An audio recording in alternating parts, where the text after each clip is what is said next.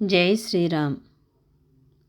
హనుమంతుడు తనను తాను రక్షించుకోగలడు, కానీ ఇది మిత్రభావము.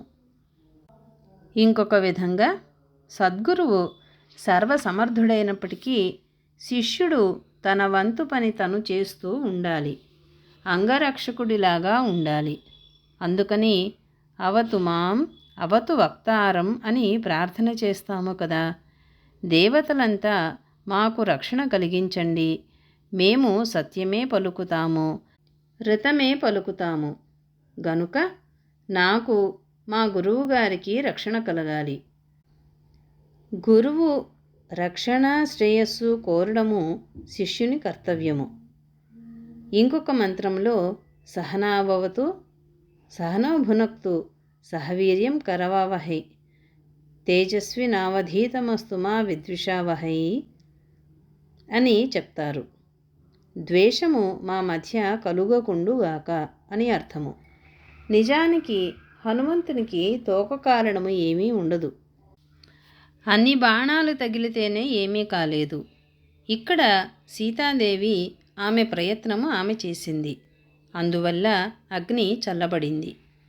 సత్సాధకుడైన శిష్యుడు జీవాత్మ ఒక సద్గురువుకు రక్షణ కలగాలని కోరినట్లుగా భావన చేయవచ్చు. సీతాదేవి శక్తి స్వరూపిణి, ఆమె తపోబలము చేత తోక కాలకుండా చల్లగా అనిపిస్తుంది. ఓ అగ్నిహోత్రుడా, ఆ ధీమంతుడికి రామప్రభువుకు నా మీద ఏ కొంచెమైనా దయ ఉన్నట్లయితే, నేను ఏ కొంచెమైనా అదృష్టవంతురాలను అయినట్లయితే, ఆయనకు నన్ను రక్షించాలన్న భావము పరిపూర్ణంగా ఉంటే ఈ హనుమంతుని తోకను దహించవద్దు. ఓ అగ్నిహోత్రుడా, ధర్మాత్ముడు రాముడు నన్ను కలుసుకోవలెనని అనుకుంటున్నట్లయితే సదాచార సంపన్నుడైన హనుమంతుడి తోకను దహించవద్దు. సీతమ్మ లక్ష్మణుని నిష్కారణంగా అన్న మాటలు ఆమెను బాధ పెడుతున్నాయి. అంతశ్చేతనలో ఆమె పొరపాట్లు ఆమెను బాధ పెడుతున్నాయి. అంతశ్చేతన శుభ్రంగా ఉంటే పొరపాటు వెంటనే తెలుస్తుంది. సజ్జనులను ఇంకొకళ్ళెవరూ అనక్కర్లేదు.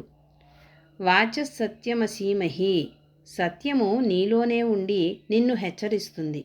నిర్మలమైన అంతఃకరణ కలిగి ఉన్నప్పటికీ మాయకు లోనైంది. జై శ్రీరామ్.